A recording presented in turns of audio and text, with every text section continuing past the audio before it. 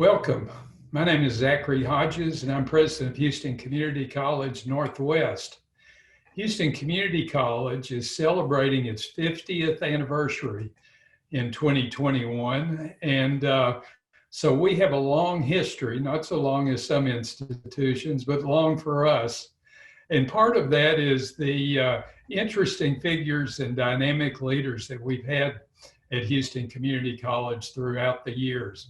And we have one of those today, very special friend and colleague of mine, and we'll get into my relationship with Dr. Burgos-Sasscer later on in our connections. But Ruth served as Chancellor of Houston Community College from 1995 to 2000. And we're going to talk today about that experience. And we are delighted to have Dr. Burgos-Sasscer here with us today. And Ruth, welcome back to Houston Community College. Thank you. I'm delighted, even if by virtual. Oh, well, it's, no, we had other plans, but this works just fine. Why don't we start off by you telling us about yourself before you arrived at Houston Community College, sharing with us some of your background. Okay, thank you very much. Well, before I came to Houston Community College, I had already been in higher education for quite a few years. And I was really delighted to have the invitation to come. I came here from San Antonio College, and where I was president of San Antonio College. And before that, I had been vice president of one of the city colleges of Chicago. And before that, I had been president of a school in a community college in Puerto Rico, where I had been for about 15 years. And it has always been a joy to work in higher education. I have taught at the university level before I entered community college work. But once I took a job as a full-time faculty member in Puerto Rico at a community college, I was sold on community colleges. The important mission of this new system of providing higher education to so many students was just very interesting and very challenging, and it was just something that I loved throughout my career. And we talk a lot about access and diversity in higher education. And let me remind everyone that Dr. Burgos-Sasscer was the first female chancellor at Houston Community College. But, the community college has always been the point of opportunity and the leader in diversity and inclusion, gender-wise, ethnicity-wise, and so forth. And Dr. Burgos-Sasscer is such a good example of that. And the first Hispanic. And the first Hispanic, absolutely, a big opportunity for us to show the world what we're proud of here in Houston. So you got here in 1995, and let me take just an opportunity.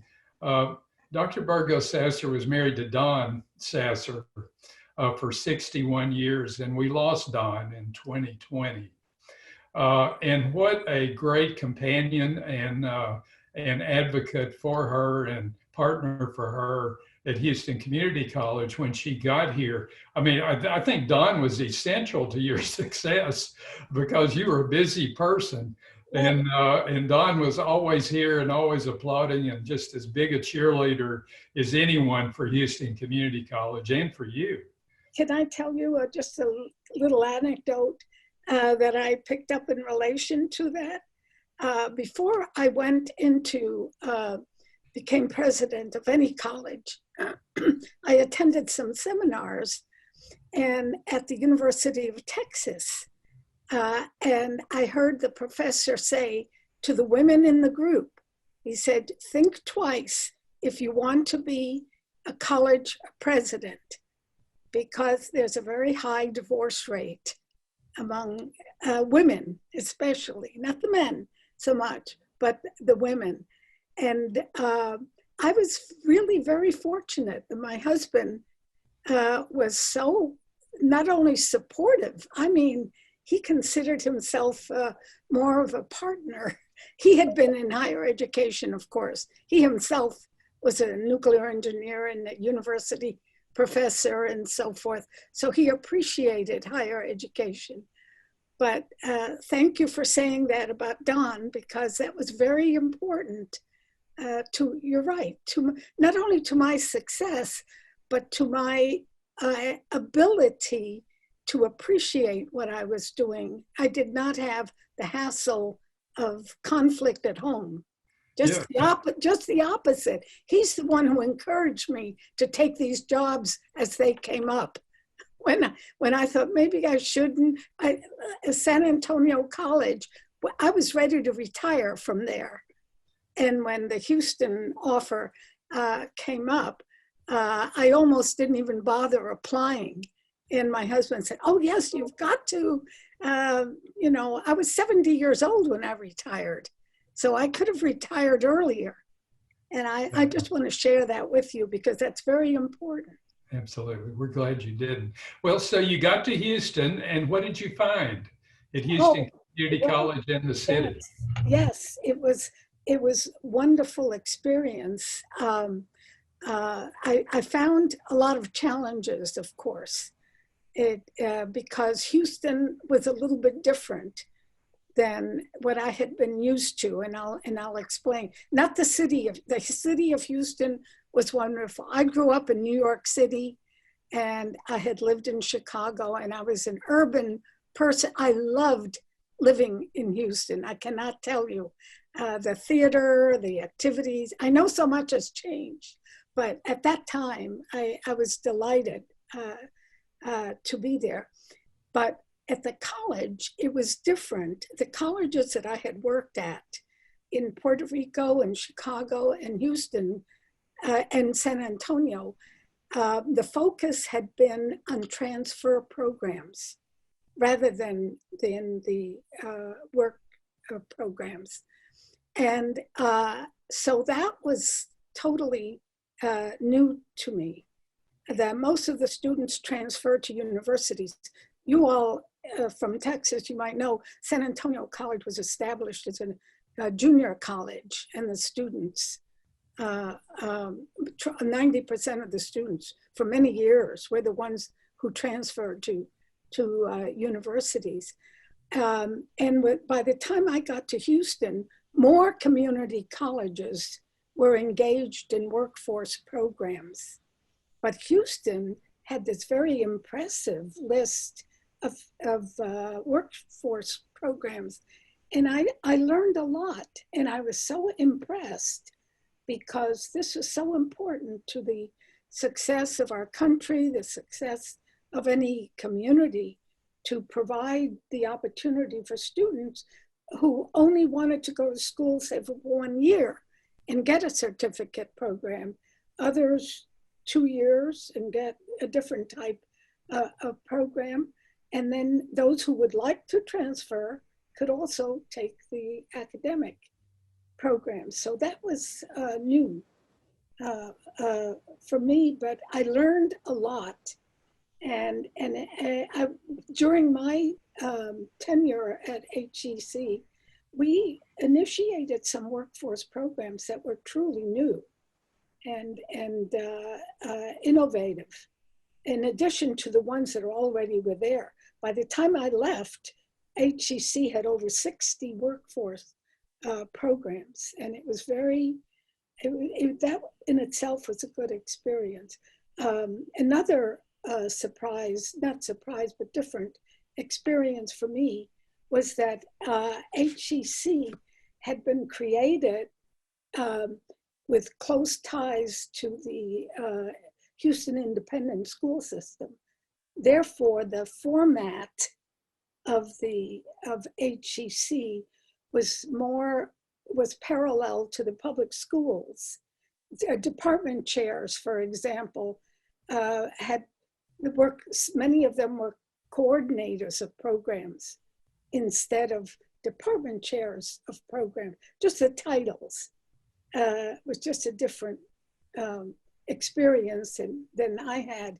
The models that I had always worked with, community colleges were considered part of higher education, not part of the public school system. So that was an adjustment for me. But I enjoyed helping the faculty make the transition because that made it more attractive to other students to have a higher education model, I thought. And eventually we did break away from the HISD and did become an independent entity. And when you got here, we had 5 colleges, but still a centralized administration. Can you talk about that? That was an interesting experience, and that turned out to be very, very positive also for me. The college, the systems, the community college systems that I had worked in Chicago, Puerto Rico, and San Antonio, the colleges were accredited individually. And Houston Community College had 5 colleges, but they were accredited as one. And so that was a new experience for me. But we had 5, eventually we had 5 excellent presidents. The experience was I felt, a very positive one because each college had special emphasis. And I remember meeting, we tried to meet once a week. And at that time, we didn't have 3100 Main, so we had to, the presidents had to travel to where my offices were on Waugh Drive, and so it was more difficult to meet very often, but we did meet, and we could share. Each president would share what was going on in their college. It helped the other presidents. It was, I know that some people viewed that the colleges might compete with each other, but I didn't think that they did. I really felt that at Houston, you all were working beautifully together, but the secret of it was getting together so that periodically, so that we could share what each other was doing and there would be no competition, basic competition. Just all of you were moving forward with a slightly different focus. But because of the leadership that the presidents provided, it was for me, it was a very positive experience. Let me say this. I mentioned at the beginning that about the special relationship. Well, I was acting president at the time, and Dr. Burgos-Sasscer appointed me as the permanent president during her tenure. So I was impressed with you the moment I started. I spoke to you and I said, gee, I think I had 3 vacancies or 4 other vacancies. And I thought, I hope I find others as good as this man. This will make it an easy job. Well, and I'll tell you, and I'll speak on behalf of the presidents who were here at the time, when I would have convocation with my faculty and staff, Dr. Burgos-Sasscer and Don were there to participate. I always considered Ruth kind of the epitome of the faculty president chancellor, who was always the advocate for faculty and the staff at the local level, and really demonstrated that by being out there, being present. If we invited you to something, you showed up and you stayed from the beginning to the end. And which leads me into my next question, because I've heard rumors about this. Describe your day, a typical day at Houston Community College. What time did you start in the morning? Well, that's kind of interesting because I'm a morning person and I have always been a morning person. It was at night meetings that I had problems with, but Yes, no, I woke up early, and I usually was at my office very early.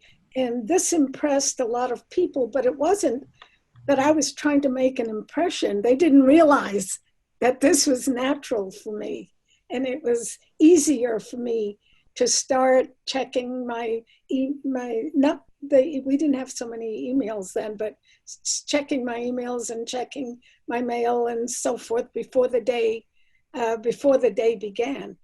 But I had to drive to War Drive, and it was a busy day, because if I had meetings with a president of a college, I often had to drive there to the location. And I tried, I wasn't used to all that driving. I mentioned earlier that I grew up and lived in cities where we had public transportation.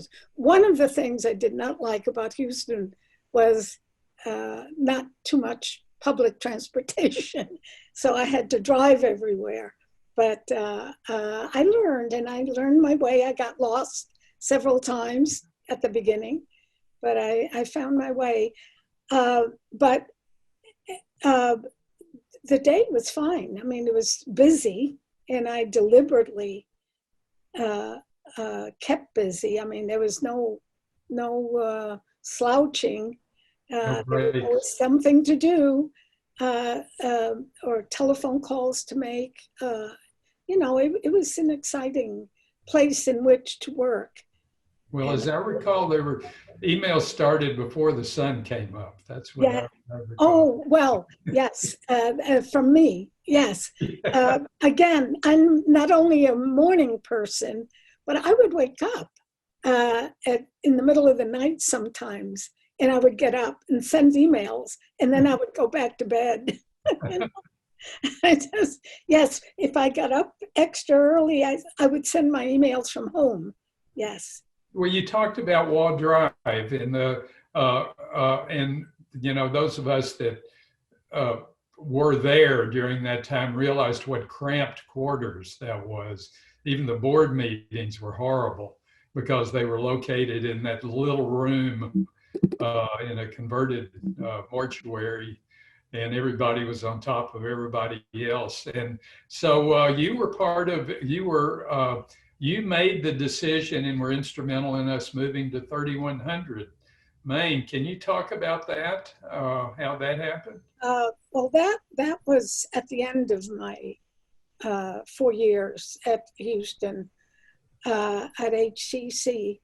And that was really the brainchild of the chief financial officer, Joe Fenninger, who was working. We had wonderful staff, I have to tell you, everyone. My philosophy was you hire people that are more competent than you are, who know more than you do. You're going to get the credit anyway. And so you might as well have them do an excellent job.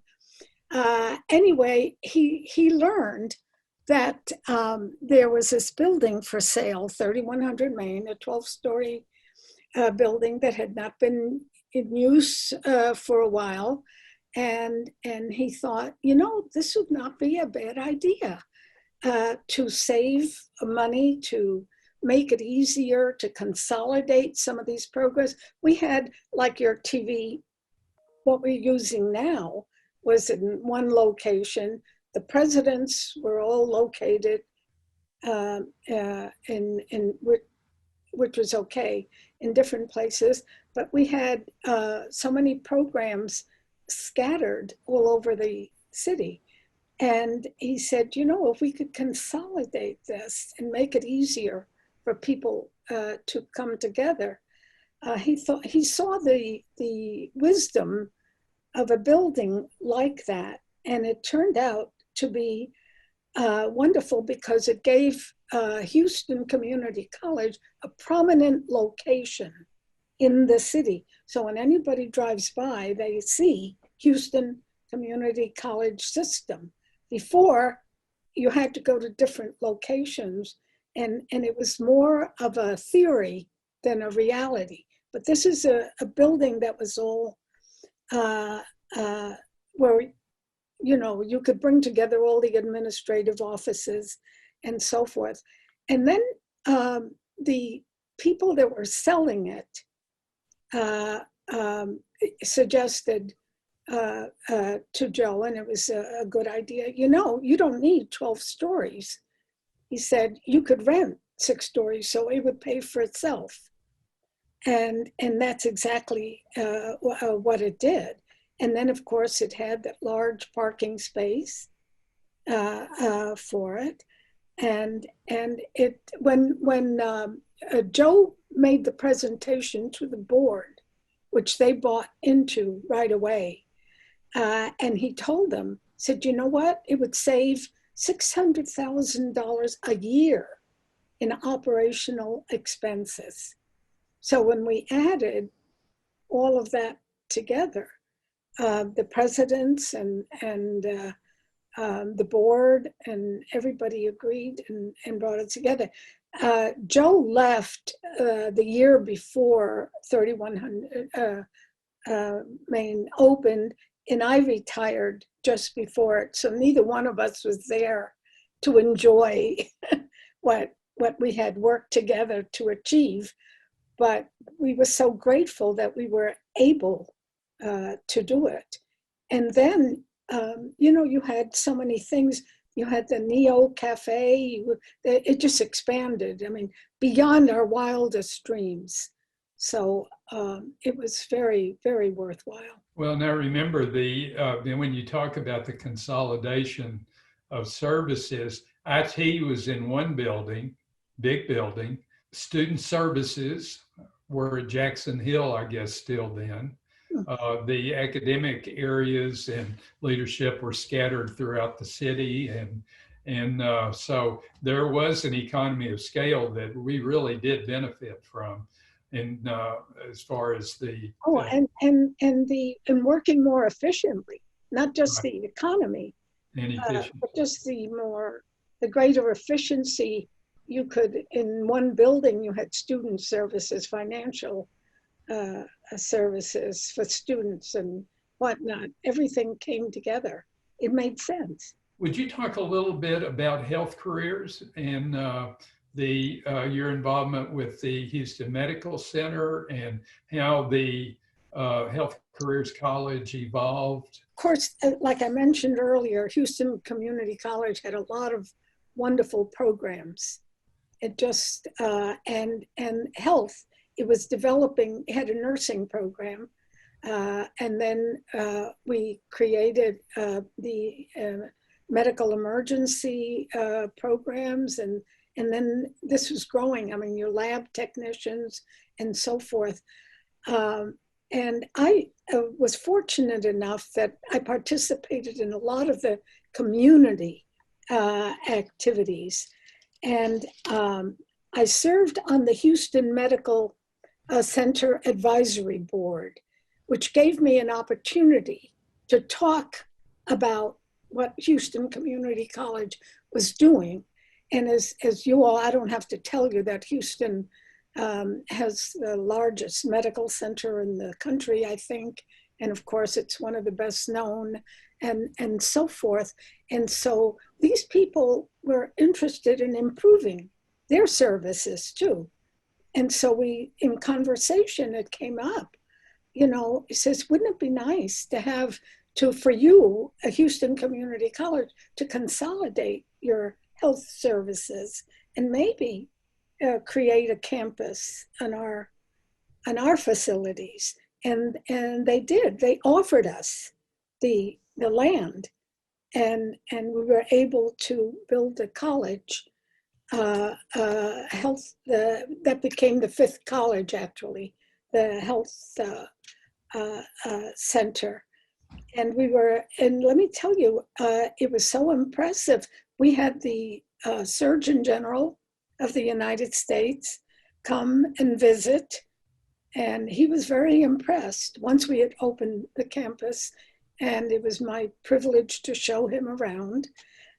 Just as we had other top people who'd come, like the Secretary of Energy, Richardson, from New Mexico who became Secretary of Energy. He came and looked at some of our other programs.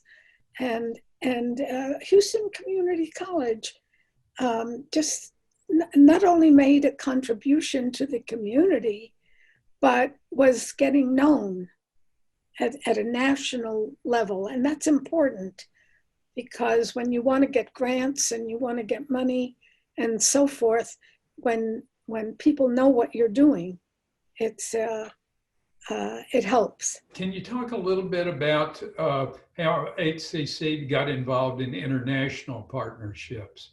I know I think we started with our Saigon Tech from Vietnam program under you, and then we had connections with India, maybe other. Yeah. Houston's such an international city. Can you talk a little bit about the international partnership? Yes, let me just say that one of the things that impressed me about Houston was the number of international students that we had. It was one of the most in the country of institutions of higher. We're number one now. Yeah, are we? Yeah, and that is very impressive. Let me tell you, that is just a very impressive thing. And of course, Houston, the city, with when I was there, 79 consulates. So that was international. And then the community of Houston had a very diverse community internationally. Dispersed community, which made it, very important. This was something I was always interested in, and one of the opportunities that came my way when I was chancellor was two things. I just want to mention. One was a Chinese from San Antonio College. I had made contacts with a Chinese university, and they offered to send one of their faculty members to Houston, after I moved to Houston, to come and teach. And then if in exchange, we would send one there. And we were able to send Mark Tiller there, and he taught in China. And that was a nice exchange. The other was, because of our international students, we had some Vietnamese staff at the college, and an opportunity came up.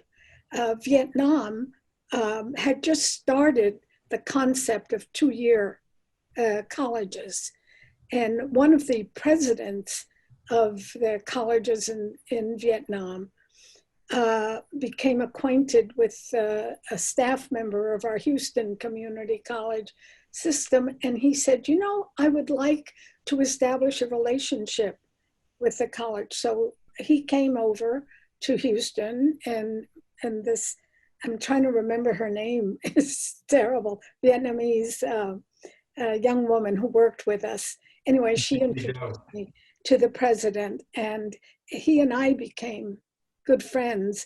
And I said, sure, I would be glad to help you. He said, we want to do these workforce programs, or the first 2 years of a university program, but we want to be accredited the way you are accredited. And so we thought that the easiest accreditation would be for the first 2 years, rather than the workforce program, the first 2 years of university. If they could offer an accredited first 2-year program, then those students could come to the United States and enroll as juniors in universities in the United States. And so we initiated that program. And after I left, the chancellor that succeeded me continued that relationship. And they had about 3 or 4 programs, if I'm not mistaken, at Saigon Tech that were fully accredited by the United States accrediting agency. and those students enrolled. And in fact, I was delighted in 2004, 4 years after I had retired, this president of Saigon Tech called me and said, Ruth, we want to celebrate our relationship with Houston Community College, so we want to invite you to come over to Vietnam and participate in our celebration activities. And as far as I know, that's still going on. Is that correct? Yes. The relationship with Saigon Tech.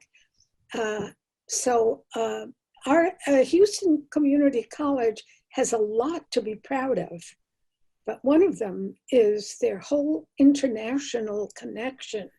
We had some staff that was international. We had certainly the students. The numbers, as you mentioned, we're #1 in the country now, and that is very impressive in a world that is more interconnected, and we can help each other. And you also mentioned that we had a program with India.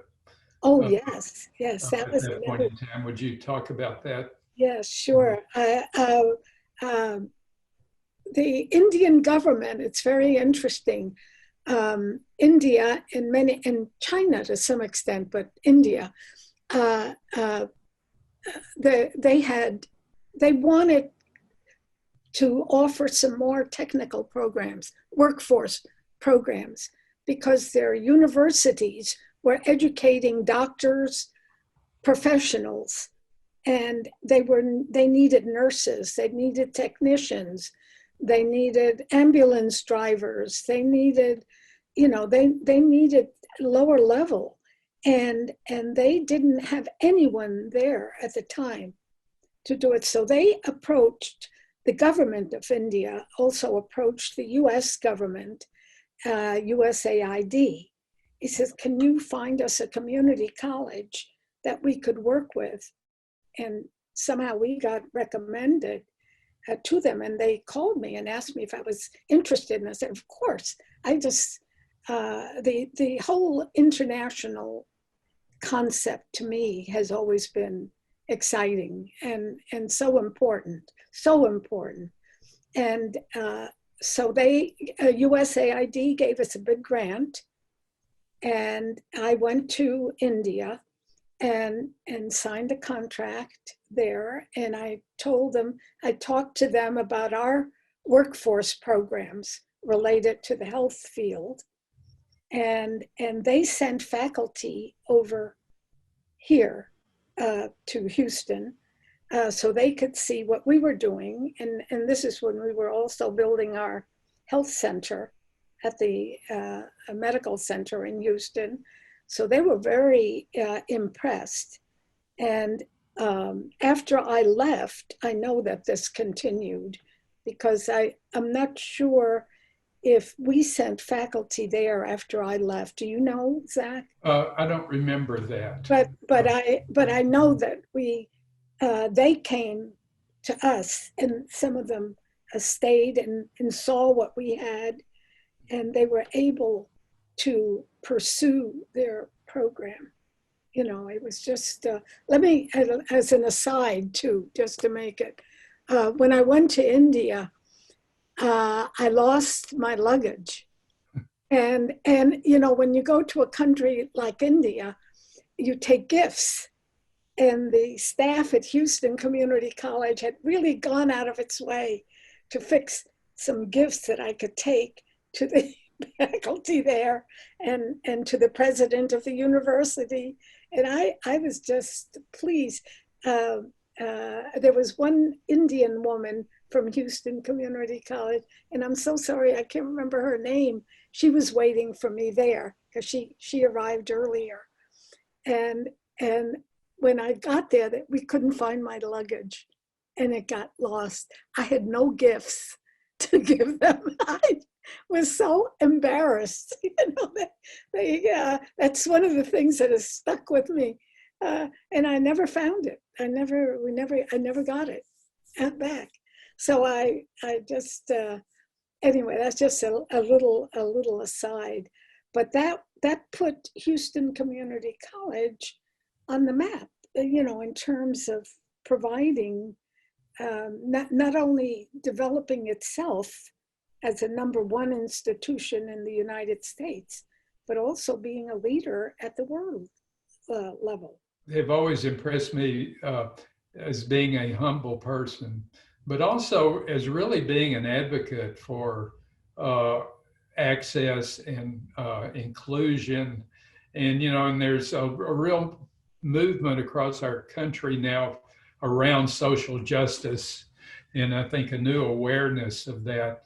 Can you talk about not only your experience with Houston Community College, but your advocacy for others, and from a social justice perspective and a diversity perspective throughout your career? One of the things that impressed me, as I mentioned about Houston Community College, was the diversity, of the community and the diversity of its students, and so forth.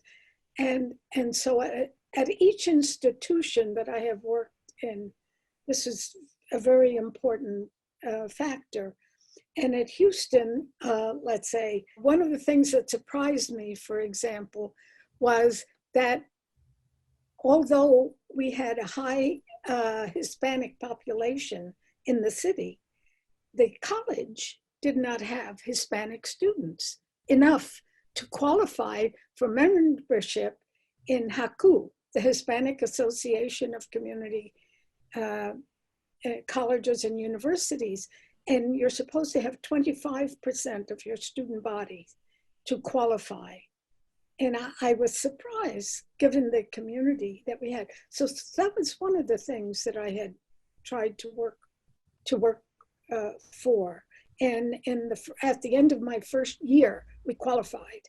The second year enrollment had increased enough among the Hispanic students that we were admitted to HACU.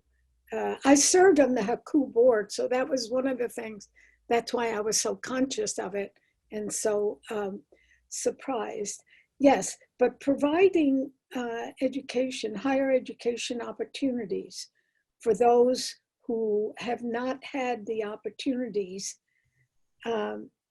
spilled through in many ways. I'll give you another example. In filling out financial aid forms at Houston, many, our staff is wonderful. They really worked hard, and student services at Houston was always very impressive. But sometimes we didn't realize that we were not helping these students as much as we could, especially those that needed financial aid.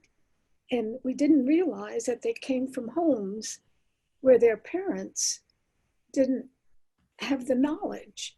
Your children and my children had college educated parents.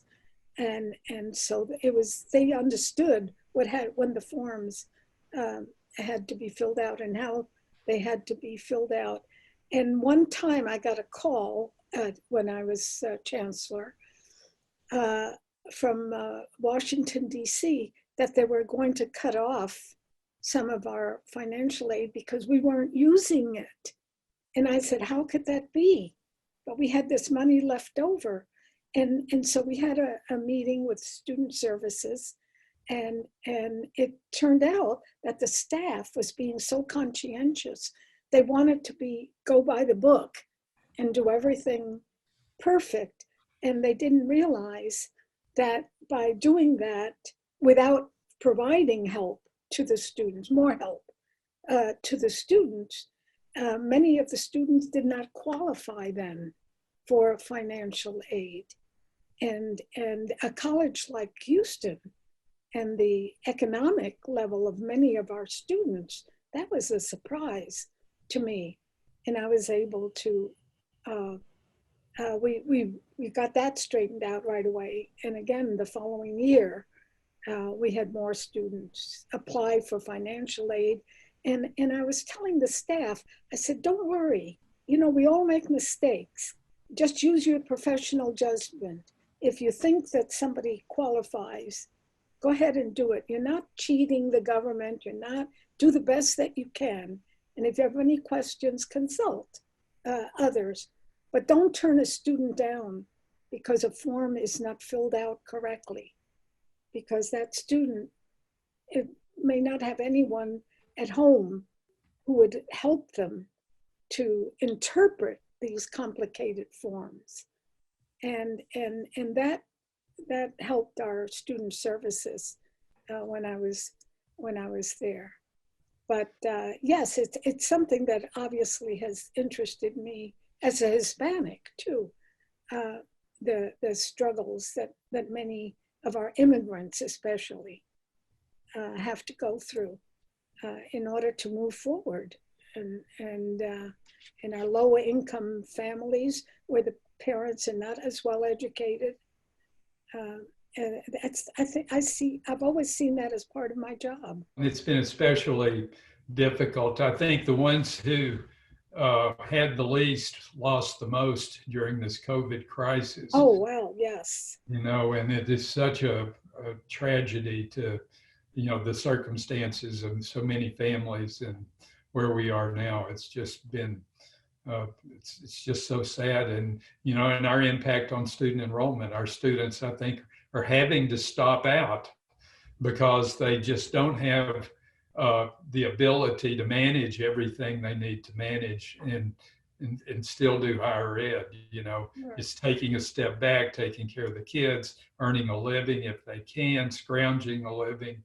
And it's been a tough time. You're facing challenges now that not only no one could anticipate.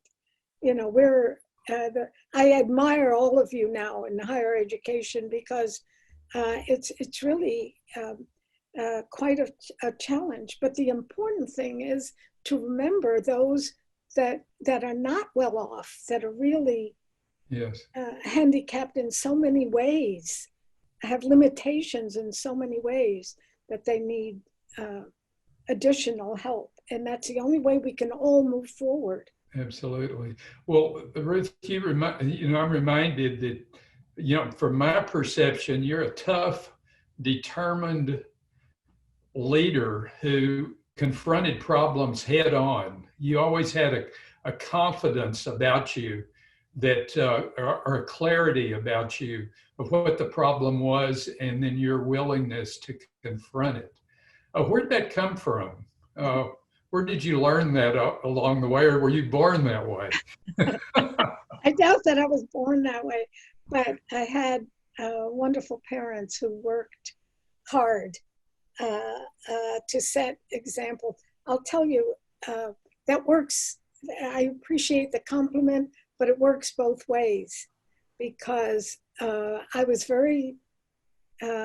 taught to do the right thing and not take shortcuts that might hurt somebody else in order for me to move forward, or in order for our institution, like Houston Community College. Obviously, I wanted it to be considered one of the best community. We had all the ingredients for being considered one of the best community colleges in the country.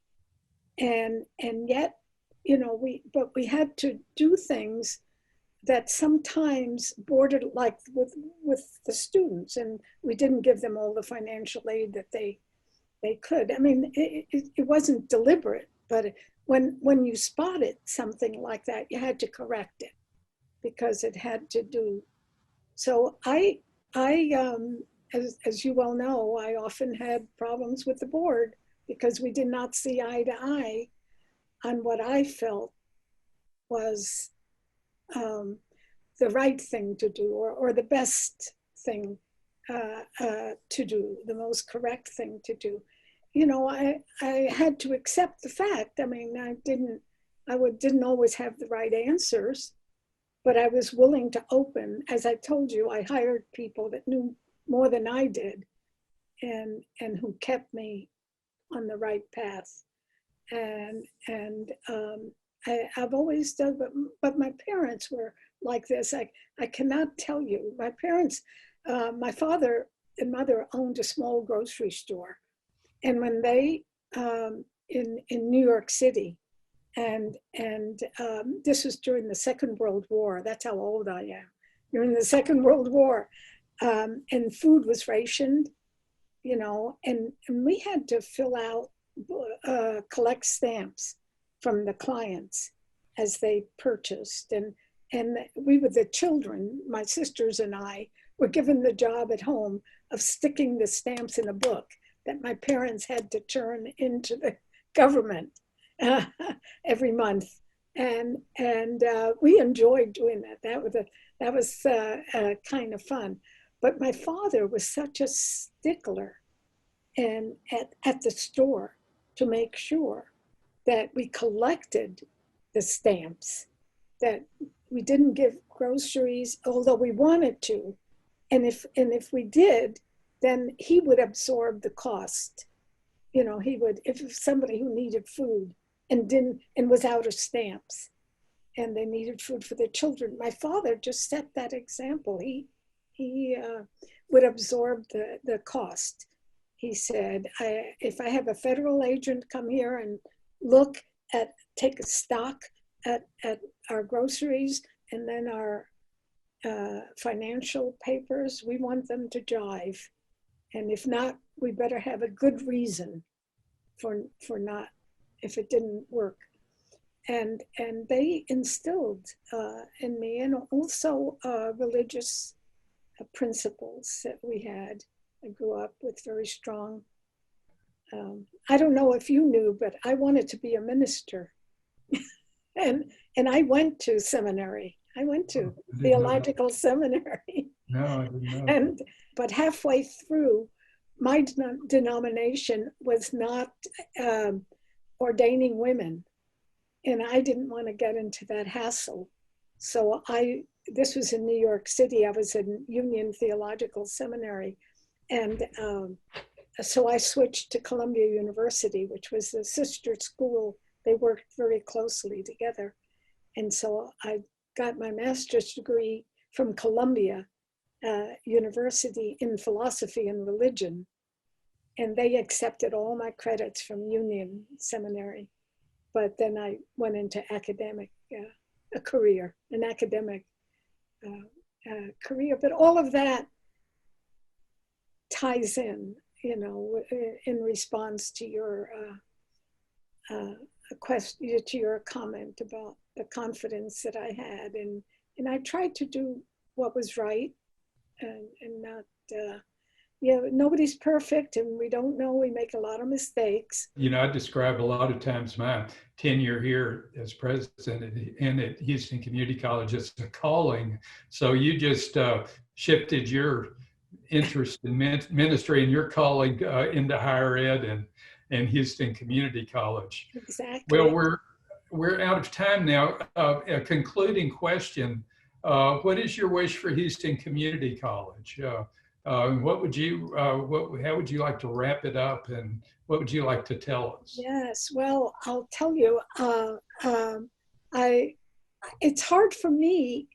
If you had asked me this a year ago, my answer would be a little bit different, because now the college, not only Houston Community College, but higher education in general, is facing such challenges that it never had to face before. And you still have the pandemic. We don't know what's going to happen there. You still have faculty members, say, who may have health issues that can't come back to the classrooms. There are a lot of decisions that have to be made, that some of which are intellectual decisions, some of them are academic decisions, and some of them are moral decisions. And we have to know how to face that future. So it's very difficult for me, but I have, knowing the faculty at Houston Community College and knowing the support that you have from the community, the diverse Houston community, I have the feeling that your working together is going to be important, and you do the right thing. I think it's going to move Houston Community College forward.